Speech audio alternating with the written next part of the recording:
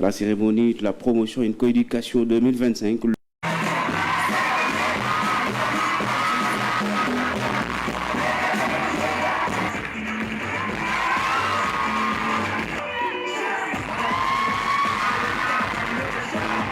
C'est dans ce cadre chaleureux et plein d'émotions que les diplômés de la promotion 2025 d'Enco Éducation ont reçu leur parchemin, couronnant plusieurs années de travail acharné.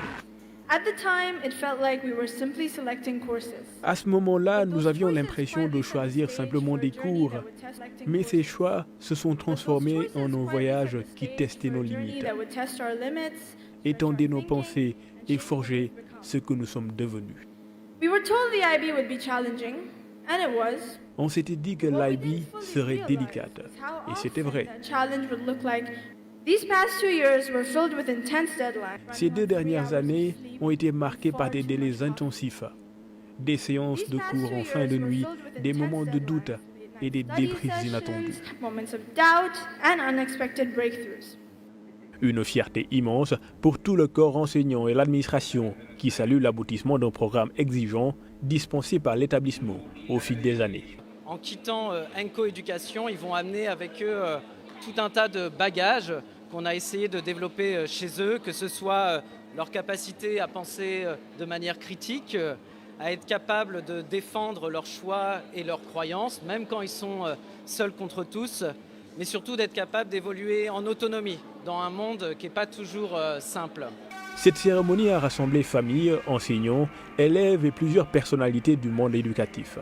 Parmi elles, Abdourahmane Diouf, ministre de l'Enseignement supérieur, de la Recherche et de l'Innovation, qui a souligné l'importance de promouvoir la souveraineté africaine.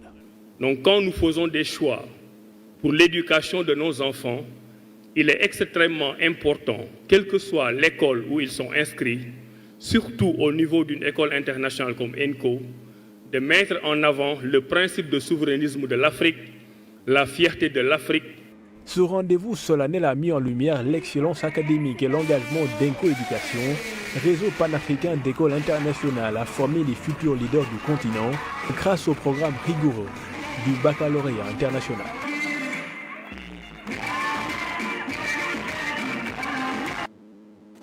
Une chance aux différents récipiendaires de la promotion 2025 Enco Africa. On passe à un autre sujet concernant l'hivernage de cette année. Une des 14 des parcelles assainies, les habitants ont vécu avec angoisse, avec peur également. La première tombée des gouttes de pluie survenue hier. Ils craignent pour leur sécurité et leur santé, leurs habitations menaçant de s'effondrer à raison de l'arrêt des travaux de drainage des eaux pluviales. Les populations interpellent de ce fait-là les autorités compétentes. Bakary Cissé. Les populations riveraines de l'unité 14 des parcelles assainies de Keur Massar ont vécu avec angoisse et inquiétude la tombée des premières pluies. L'inachevé de cette canalisation risque de causer des dégâts énormes. Avec difficulté, avec stress, on a peur, on ne sait pas où l'on va. Vous savez, on n'arrive plus à dormir, on est stressé des travaux qu'on a entamés et qu'on a arrêtés et on sait pour quelle cause. Et une canalisation profonde de 2 mètres, large de 2 mètres et 2 mètres de profondeur, inachevée. Et on ne sait pas pourquoi. Le danger est permanent. Se déplacer devient un vrai casse-tête chinois. Il suffit d'une forte pluie, mais il faut s'attendre à des maisons qui vont s'affaisser. De grâce qu'on nous aide. On court des risques. Les populations riveraines courent aussi des risques sanitaires. Les moustiques ont élu domicile dans cette canalisation inachevée. La présence de reptiles n'est pas aussi écartée. Nous sommes agressés par les moustiques, les tant d'autres maladies que nous ne savons pas. Peut-être que nous les avons attrapés à cause de ces caniveaux-là qui sont à ciel ouvert. Les autorités sont interpellées. On ne l'écarte pas. On ne l'écarte pas. Parce que si ils n'interviennent pas immédiatement pour résoudre ce problème-là, mais nous n'écartons pas le problème des reptiles. À travers vous, les médias, s'ils perçoivent notre message, notre cri de cœur, mais qu'ils interviennent rapidement sur ce problème-là, parce que c'est nous que le vivons. Depuis près d'un an, les travaux ont été arrêtés. Selon nos sources, l'État doit de l'argent à l'entreprise CDE. Des correspondances ont été adressées aux autorités, mais aucune suite favorable pour le moment pour s'enquérir de la situation des riveraines de l'unité 14 des Parcelles Assainies de Keur Massar. Merci Bakary. On enchaîne avec l'agriculture. Dans le cadre de son programme de modernisation de l'agriculture, le gouvernement du Sénégal a octroyé un important matériel agricole à la coopérative régionale de Kédougou. Cette dotation d'une valeur estimée à près de 9 millions de francs CFA est proposée sous forme de subventions remboursables. On le sait. Dans le cadre de l'équipement du monde rural, le gouvernement du Sénégal, à travers le ministère de l'Agriculture, de par son programme spécial mis en place par la direction de l'équipement et de modernisation, a octroyé un important lot de matériel agricole à la coopérative Sokorak de Kédougou. En place un programme spécial. Le programme s'appelle prestation de services. Donc il nous a chargé en tout cas de voir les coopératives qui peuvent en tout cas prendre ce programme et les livrer le petit matériel. Donc on est là aujourd'hui pour réceptionner ce petit matériel. La cérémonie de réception a eu lieu à la direction régionale, un soutien qui vient à son heure pour la société coopérative régionale des agriculteurs de Kédougou. C'est ça le plus important, le matériel vient à son heure. Vous savez d'habitude, quand l'État donne le matériel, ce que nous avons l'habitude de voir, l'État donne le matériel ou bien les intrants tardivement. Donc c'est vrai que l'hivernage s'est déjà installé à Kédougou, mais l'agriculture en tant que telle n'a pas effectivement commencé. Nous allons bientôt entrer dans la phase active de l'agriculture et ces matériels sont venus à temps, au moment où nous avons véritablement besoin de ça pour pouvoir travailler et avancer dans nos activités. C'est une aide qui va véritablement nous aider à travailler, en tout cas à améliorer nos activités dans l'agriculture, qui est composée donc de 12 semoirs, 12 houssines, 5 charrues et une charrette, donc qui est destinée à tous les membres de la coopérative. La coopérative Sokorak de Kédougou a remercié l'État du Sénégal à travers cette subvention. À côté des subventions, on reste à Kédougou toujours avec l'adoption du budget communal. Un budget très conséquent, voté à l'unanimité pour le compte administratif de la gestion budgétaire de la mairie de cette année 2025. 300 millions de francs CFA enregistrés par rapport à l'année précédente en raison de la baisse des recettes selon le maire Ousmane Silla. Le lotissement des quartiers périphériques ou encore l'assainissement et l'accès à l'eau sont des priorités pour la commune. Ces propos ont été recueillis par Mamadou Cissé. Globalement, ce que nous pouvons dire, nous avons un excédent de l'équivalent de 300 millions où nous avons une baisse par rapport aux recettes, par rapport à ce que nous avions prévu, parce que nous avions eu un budget quand même très ambitieux, mais malheureusement avec tous les aléas que nous avons pu rencontrer durant l'année, les recettes ont baissé. Mais en même temps, par une bonne gestion, nous avons adapté aussi par rapport aux dépenses. Nous avons réduit nos dépenses qui nous ont permis d'avoir une vision claire qui permettait en quelque sorte d'avoir un excédent, qui nous permet aujourd'hui de commencer l'année, parce qu'il faut le rappeler aussi, depuis le début de l'année jusqu'à présent, comme toutes les autres communes du Sénégal, nous n'avons pas encore reçu les fonds, mais malgré cela, la commune de Kédougou continue à fonctionner. La gestion domaniale, malheureusement, nous subissons les conséquences parce que c'est des populations aujourd'hui qui habitent dans des endroits dont le quartier qui est vraiment aujourd'hui très concerné, c'est le quartier Kongori, où ils ont déjà habité, il n'y a pas de lotissement, donc l'accès est difficile. Mais ceci dit, notre objectif, c'est de faire en sorte pour avoir le moins d'impact possible pour les populations. Et c'est la raison pour laquelle nous avons initié un projet de grande envergure avec le cadastre, avec les services techniques, pour identifier là où on pourrait avoir des chemins pour permettre l'accès à l'eau et à l'électricité. Revenons à Dakar cette fois, au village artisanal de Guédiawaye. Précisément, les artisans tirent la sonnette d'alarme confrontés à une rareté croissante des clients, en particulier des touristes. Ils dénoncent également le manque d'équipements adaptés, l'absence de financement et des difficultés structurelles également freinent leurs activités. Village artisanal de Guédiawaye, peu d'artisans ont repris du service après une semaine de la fête de Tabaski, une reprise qui coïncide avec la visite de la DG à Pédéa. Ces derniers ont profité de cette instance pour étaler la problématique du secteur. Le métier ne nourrit presque plus son homme, les touristes ne viennent plus. Alors. Oui, nous ne voyons plus de touristes, ce n'est plus comme avant. Au début, on avait des touristes, mais là, on ne les voit plus. Des gens censés les faire venir ici au niveau de ce village artisanal n'existent plus. C'est vraiment dommage. Ce sont des prix au rabais et c'est une mévente. Je ne parle même pas avant la Tabaski. Ça fait des années que ça ne marche plus. Les clients viennent au compte-gouttes, alors les charges sont là, un vrai souci. Ça, je vends ça à la paire, les deux à 6 500. Normalement, ça. Les petits là, ils vendent 5 000. Ça, les gros, ils vendent 8 000 jusqu'à 10 000. Ça, il n'y a pas de prix.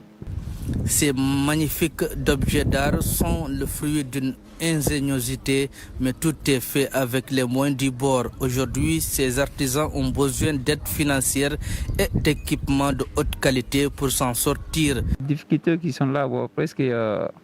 c'est les matériaux qui nous manquent un peu. Et puis le travail aussi. Parfois ça marche, parfois on a des difficultés. Oui, vraiment. Et on a besoin des matériaux du travail aussi. Bon, si l'État nous aide pour ça. Et puis l'aide financière aussi, bon, oui, ça va nous aider bien. Sophie Zengassi, accompagnée d'une délégation, a annoncé la modernisation des sites tout en accompagnant les artisans. Elle demande ces derniers de s'organiser aussi en coopérative. Merci Bakary. À l'occasion de la journée mondiale du don de sang, le Centre national de transfusion sanguine a organisé une cérémonie officielle en présence des autorités du ministère de la Santé. Selon le directeur du CNTS, Salou Diop, l'objectif est de résorber un déficit de 25%. Il y aura des constructions de postes de transfusion sanguine ou des dépôts de sang le plus près possible des populations, afin de permettre à ce que tous les donneurs qui veulent le faire puissent faire ce don de sang à proximité de leur lieu d'habitation, mais également de permettre à toutes les structures de santé de pouvoir disposer du sang quand le besoin se fait sentir. Alors, donc, ce qui fait que nous avons un gap. Aujourd'hui, nous pensons qu'il y a à peu près 25% de gap à satisfaire. Et cela demande donc qu'il y ait plus de mobilisation. Tout ceci veut dire qu'il faut une mobilisation de la communauté pour que les besoins en sang du pays soient satisfaits et qu'il n'y ait plus de rupture de sang. Il faut que tous les patients qui ont besoin de ce produit puissent l'avoir quand ils en ont besoin. Dans toutes les régions du pays, des banques de sang. Bien qu'à Dakar, on a des structures de transfusion sanguine dans tous les départements. Dans les régions également, vous avez des banques de sang au niveau des hôpitaux régionaux. Et même dans certaines régions, vous avez 2 ou 3 autres banques de sang. Ça veut dire que le maillage en termes de structure de transfusionnaire, ce maillage-là, il est national. Religion à présent avec la jeunesse des églises de l'Assemblée de Dieu qui a sillonné les rues de Dakar dans le cadre d'une campagne d'évangélisation.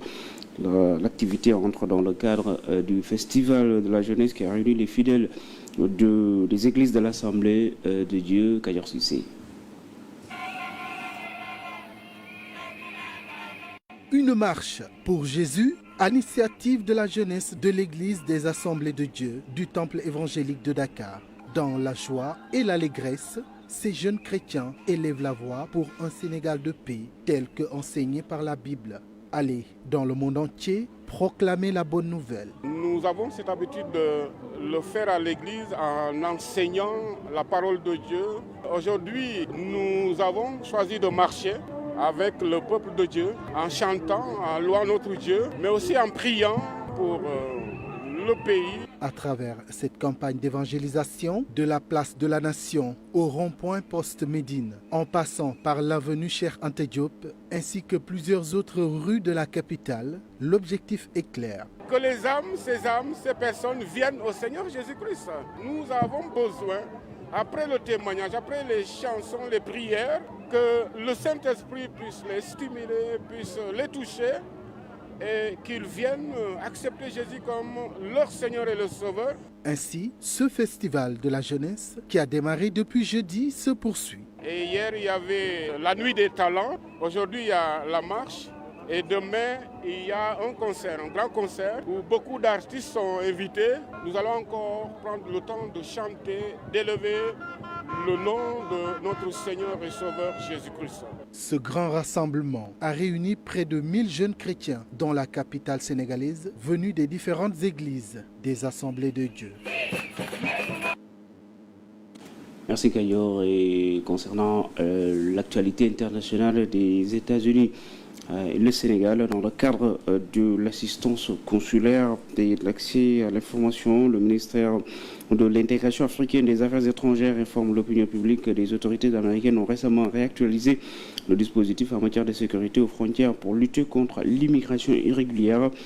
Selon un communiqué, parmi les nouvelles dispositions prises par les États-Unis figurent des sanctions pénales et administratives à l'encontre de toute personne reconnue coupable et de tentatives ou d'actes d'immigration irrégulière, l'interdiction d'entrer sur le territoire américain pour les individus concernés, y compris en cas d'infraction passée ou ayant des antécédents judiciaires. Les missions diplomatiques et consulaires du Sénégal poursuivent les actions de sensibilisation nécessaires pour protéger les intérêts des Sénégalais résidant aux États-Unis et travaillant en étroite collaboration avec l'administration américaine dans l'esprit des excellentes relations de coopération entre les deux pays, relate le communiqué. Une autre information, on le disait à l'entame de ce journal, avec la tension qui monte de plus en plus au Proche-Orient. Au 3e jour de la guerre, l'armée iranienne a bombardé Israël dans la nuit en riposte à l'attaque massive. L'armée israélienne a détruit un dépôt pétrolier à Téhéran. À ce jour, 10 personnes sont mortes et plus de 200 blessés du côté israélien. Depuis hier soir, selon les services de secours en Iran, les attaques israéliennes ont fait au moins 78 morts et plus de 320 blessés depuis vendredi. De nouvelles explosions ont été entendues ce dimanche dans la capitale iranienne, Téhéran. L'Iran rejette tout accord qui compromettrait ses droits sur l'acceptation d'un éventuel accord sur le nucléaire iranien. Mesdames et messieurs, c'était tout pour cette édition 13h. Merci à vous de nous avoir regardés. Rendez-vous à 14h pour le Wolof.